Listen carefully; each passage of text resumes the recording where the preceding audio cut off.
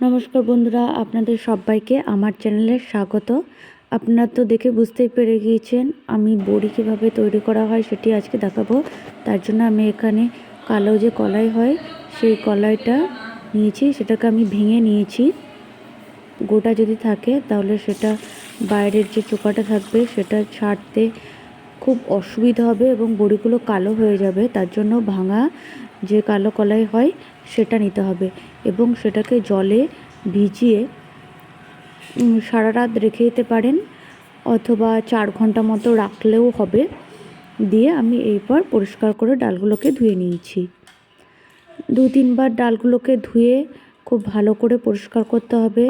যদি তা না হয় তাহলে বড়ির কালারগুলো কালো হয়ে যাবে।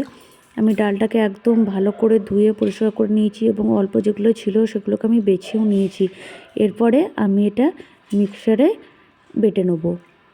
আপনারা হয়তো শুনবেন যে মিক্সিতে বাটলে বড়ি খুব একটা ভালো হয় না, কিন্তু আমি আজকে মিক্সিতে বেটে আপনাদেরকে দেখাবো এবং একদম যেরকম শিলনোড়াতে বাটলে যেরকম হয় পুরো সেই রকমই হবে।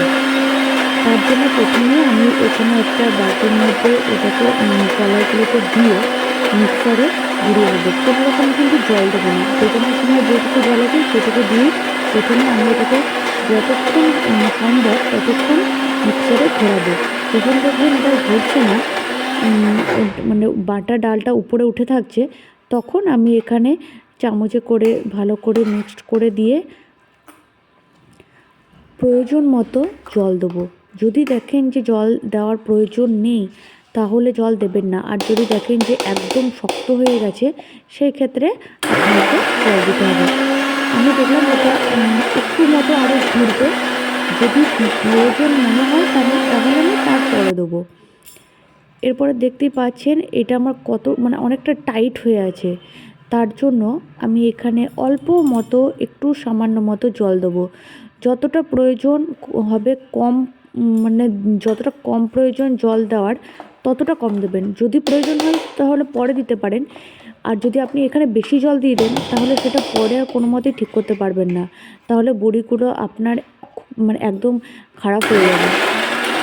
সেক্ষেত্রে যতটা কম প্রয়োজন হবে ততটা ঠিক করে দেবেন। আর আরেকটা বলে রাখি, যদি ধরুন আপনাদের এই পরিস্থিতিতে জল বেশি পড়ে যায় তাহলে কি করবেন, আপনারা বড়িটা দেওয়ার আগেই যে বাটি সমেত যখন বাটবেন ডালটা, বাটার পর ডালটাকে বড়ি না দেওয়ার আগেই পুরো বাটি সমেত রোদের মধ্যে আধ ঘন্টা রেখে দেবেন। তাতে কি জলটা অনেকটা শুকিয়ে যায়।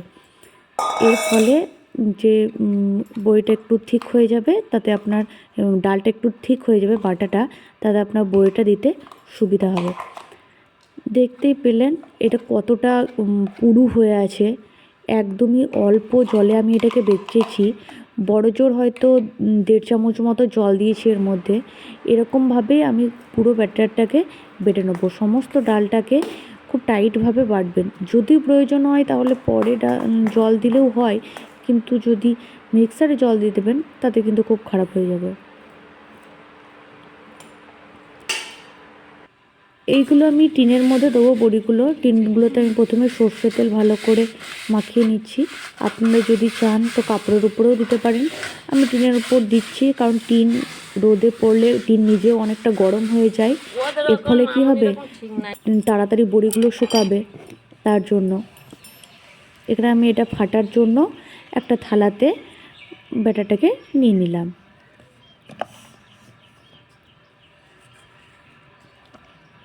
এরপর আমি অল্প পরিমাণে জল দিচ্ছি, কারণ আমি খুব টাইটভাবেই বেটেছিলাম, তার জন্য একটু জল দিলেও হবে।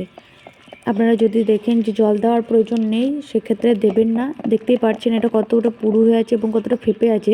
যেহেতু মিক্সারে আমি এটাকে ঘুরিয়ে ঘুরিয়ে বেটেছি, এটা অলরেডি অনেকটা ফেটে গিয়েছে। তারপরে আমি আরও এটাকে ফাঁপিয়ে নেব হাতে করে, এরকমভাবে এটাকে মাখিয়ে মাখিয়ে এটাকে ফাটাতে হবে। আমি প্রায় 7 থেকে 8 মিনিট মতো এরকমভাবে এটাকে মাখাবো।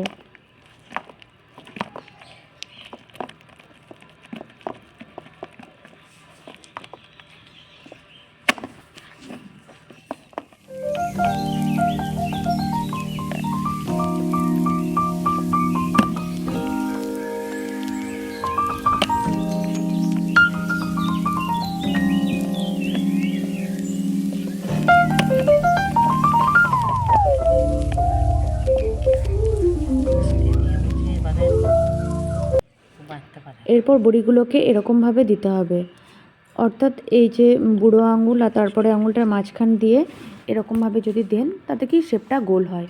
আপনারা যদি চান সবগুলো আঙুল মিলে যেটা বড়ি দেওয়া হয় সেরকমভাবেও দিতে পারেন, আর যদি এরকমভাবে দেন তাতে বড়িগুলো গোল হয়, দেখতে ভালো হয়। আমি এরকমভাবে সব বড়িগুলো দিয়ে দেবো।